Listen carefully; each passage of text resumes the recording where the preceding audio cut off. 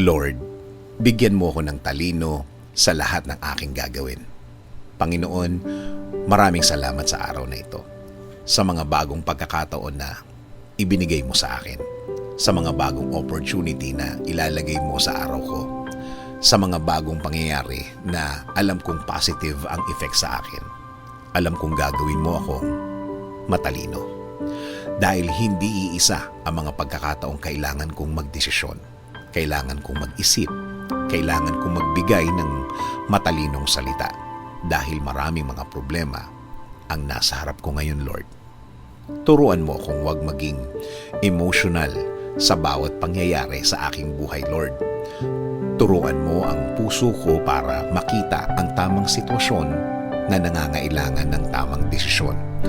Alam ko pong lagi kang andyan para bantayan ako, para ibigay ang aking mga pangangailangan at mas maiintindihan ko ang gusto mong maging desisyon ko. Please, Lord, always clear my mind. Always provide me with peace. Bigyan mo ako palagi ng madiskarteng pag-iisip. Bigyan mo ako palagi ng malinaw na isip para makita ko ang lahat ng options ko, lalong-lalo na sa oras na kailangan ko ng magdesisyon.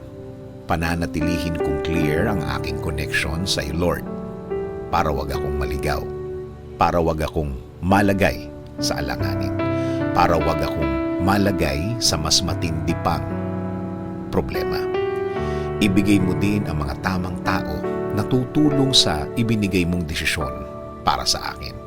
Mga taong malinis ang pakay at may relasyon sa iyo, Lord, para sa mas tamang gagawin sa anumang problema. Sa iyo lang ako kakapit at maniniwala, Panginoon.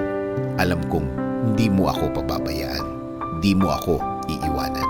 Alam kong nakabantay ka sa akin palagi. Alam kong kapakanan ko palagi ang iniisip mo at sa ikakaganda ng aking buhay at ng aking pamilya ang gusto mong mangyari. Kaya patuloy mong ilid ang aking buhay, Panginoon. Patuloy mong bigyan ng magandang way sa araw-araw. Patuloy ko pong tatanggapin ang lahat ng plano nyo sa aking buhay. Kasama na din po ng aking dasal na ito na alagaan nyo din po ang aking bayan. I-lead nyo po ito sa tama.